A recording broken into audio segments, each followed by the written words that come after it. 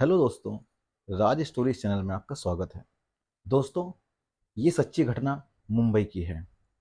दोस्तों, होता क्या है, काजल नाम की एक महिला होती है जिसकी उम्र लगभग 40 साल के करीब थी। काजल नाइजीरिया के 25 साल की उम्र वाले हफ्सी लड़के को अपने घर पर कमरा दे देती है किराए पर। अब ये लड़का उसके घर पर रहने लगता है और उसको रहते रहते लगभग 5 दिन का समय गुजर जाता है। एक दिन काजल सोचती है कि क्यों ना इस लड़के से 1 महीने का एडवांस किराया ले लिया जाए। काजल उठती है और उसके कमरे की तरफ जाने लगती है। यह जब उसके कमरे के पास पहुंचती है तो देखती है कि उसके कमरे का दरवाजा अंदर से बंद है। फिर यह सोचती है कि क्यों ना इसको खिड़की से ही बोल दिया जाए। फिर यह जब खिड़की में से झांक कर देखती है तो यह नाइजीरिया का लड़का बिल्कुल बिना कपड़ों के होकर अपने फोन में खराब खराब वीडियो देख रहा था और गंदी हरकतें कर रहा था। काजल जब उसके पार्ट को देखती है तो वो दंग रह जाती है। उसके होश उड़ जाते हैं दोस्तों, और वह उल्टे पैरों अपने कमरे में आकर लेट जाती है। अब इस तरीके से दोस्तों एक दिन का समय गुजर जाता है, लेकिन एक दिन के बाद यह काजल इस नाइजीरिया के लड़के के साथ कुछ ऐसा कांड कर देती है जिसकी किसी ने कल्पना भी नहीं की थी कि आखिर यह हुआ तो कैसे हुआ। जी हाँ दोस्तों, आज की इस घटना को सुनने के बाद शायद आप लोगों को भी बड़ी हैरानी होगी। इसीलिए इस वीडियो में आप अंत तक बने रहिएगा, क्योंकि इस घटना से आपको एक बहुत बड़ी सीख मिलने वाली है। बाकी दोस्तों, हमारी आप लोगों से एक छोटी सी रिक्वेस्ट है, वीडियो को लाइक करके चैनल को सब्सक्राइब कर लीजिए, और जितने भी दोस्त हमारी इस वीडियो को जहां से भी देख रहे हैं वो कमेंट में अपना नाम और अपनी सिटी का नाम जरूर लिखें, ताकि आपके ऊपर की कहानी बनाई जा सके। दोस्तों, काजल नाम की महिला होती है जिसकी उम्र 40 साल के करीब थी। काजल के पति का 3 साल पहले एक बीमारी के चलते देहांत हो जाता है। काजल की इकलौती बेटी जिसका नाम पूजा होता है, इसकी उम्र 20 साल के करीब थी। पूजा ने अपनी पढ़ाई लिखाई खत्म कर ली थी और अपनी माँ के साथ रहा करती थी। काजल की अगर हम कारोबार की बात करें तो उसके पास 4-5 कमरे थे और उन कमरों में वह किराए पर दिया करती थी, और उससे जो पैसा आता था उसी से अपना और अपनी बेटी का पालन पोषण किया करती थी।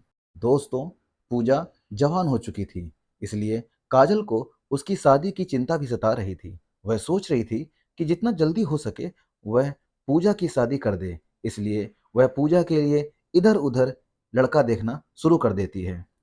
दोस्तों, काजल की ये तलाश 1 महीने के अंदर ही खत्म हो जाती है।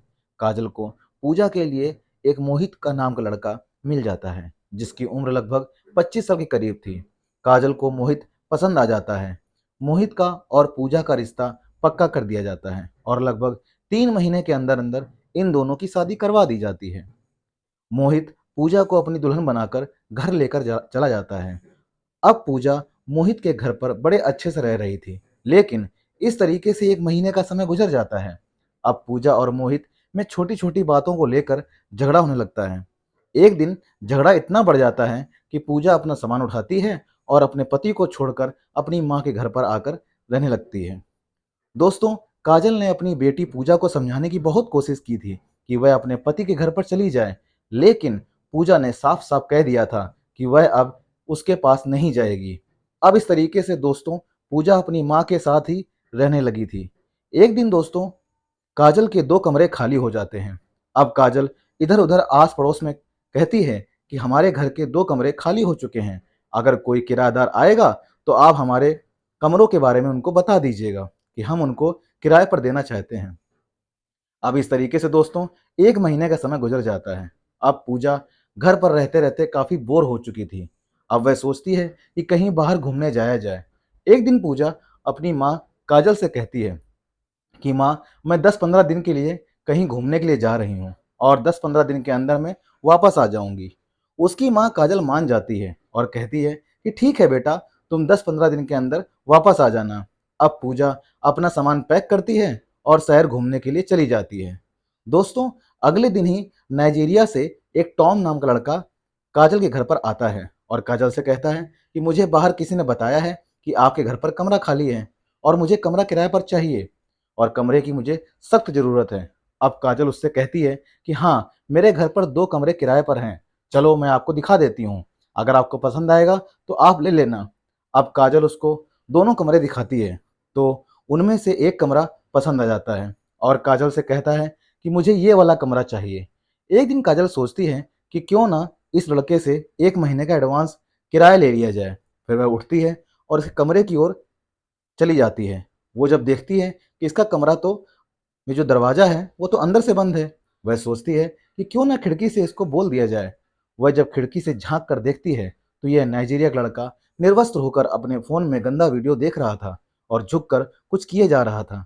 काजल जब उसके पार्ट को देखती है तो दंग रह जाती है, उसके होश उड़ जाते हैं और उल्टे पैरों ही वह अपने कमरे में आकर लेट जाती है। दोस्तों, काजल ने अपनी ज़िंदगी में इतना बड़ा पार्ट कभी नहीं देखा था जितना कि टॉम का था। अब टॉम के बारे में वह लगातार सोच रही थी, उसके ख्यालों में डूबी हुई थी। इसके अंदर भी खुराफात जाग गई थी। दोस्तों, काजल एक 40 साल की खूबसूरत औरत थी। इसके खूबसूरत शरीर को अगर कोई देखता था तो देखते ही दंग रह जाता था। अब इसी सोच विचार में काजल अपने आप से कोई फैसला नहीं कर पा रही थी। अब इस तरीके से एक दिन का समय गुजर जाता है। दोस्तों, फिर अगले दिन जब सुबह 10 बजे के करीब काजल अपने छोटे छोटे कपड़े पहनती है और टॉम के कमरे की ओर जाने लगती है। वह टॉम के कमरे का दरवाज़ा खटखटाती है और अंदर से टॉम का दरवाज़ा खुलता है और वह देखता है कि उसके मकान मालकिन उसके सामने खड़ी है। काजल टॉम से कहती है कि तुम 1 महीने का किराया मुझे अभी दे दो। फिर टॉम उससे कहता है कि अभी मेरे पास पैसे नहीं हैं, आप 2-3 दिन रुक जाइए, मैं आपको 1 महीने का नहीं 2 महीने का एडवांस किराया दे दूंगा। फिर काजल उससे कहती है कि मैं तो आपसे मजाक कर रही थी। अब टॉम भी उसकी बात सुनकर हंसने लगता है। फिर थोड़ी देर तक ये एक दूसरे से बात करने लगते हैं। काजल टॉम के साथ छेड़छाड़ करने लगती है, उसके साथ कुछ अश्लील हरकतें करने लगती है और टॉम भी समझ चुका था कि आखिर काजल चाहती क्या है। इसलिए टॉम एक झटके में काजल के कपड़े उतार देता है और उसको अपनी बाहों में भर लेता है। बाहों में भरने के बाद उसको गोद में उठाता है और अपने बेड पर पटक देता है। पटकने के बाद उसके साथ संबंध बनाने लगता है। वह इतनी जोरदार तरीके से संबंध बनाता है कि काजल की हालत खराब कर देता है। इन दोनों की सिसकारियां पूरे रूम में गूंज रही थीं। अब काजल भी टॉम का भरपूर साथ दे रही थी, क्योंकि काजल को आज तक वह चरम सुख मिल नहीं पा रहा था जो उसे पहले कभी नहीं मिला था। 2-3 बार यह एक दूसरे के साथ संबंध बनाते हैं और जब थक जाते हैं तो वहीं पर लेट जाते हैं। दोस्तों, काजल टॉम की मर्दानगी से काफ़ी खुश हो चुकी थी। अब काजल को जब भी मौका मिलता था वह टॉम के कमरे में चली जाती थी और उसके साथ संबंध बनाया करती थी। इस तरीके से 15 दिन का समय गुजर जाता है।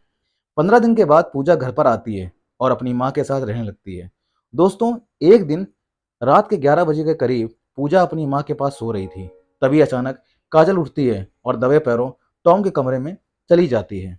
लेकिन थोड़ी देर के बाद पूजा का फोन बज जाता है। पूजा हड़बड़ा के उठ जाती है और अपनी माँ को अपने पास न पाकर वह सोचने लगती है कि इतनी रात को मेरी माँ कहाँ जा सकती है। वह अपनी माँ काजल का 10 मिनट तक इंतजार करती है, लेकिन दोस्तों 10 मिनट तक भी उसकी माँ नहीं आती है। फिर वह कमरे से बाहर निकलती है और इधर उधर देखने लगती है। वह अपनी माँ को तलाश करते करते टॉम के कमरे की ओर चली जाती है। वह जब टॉम के कमरे के पास पहुंचती है तो उसके कमरे के अंदर से कुछ आवाजें आ रही थीं।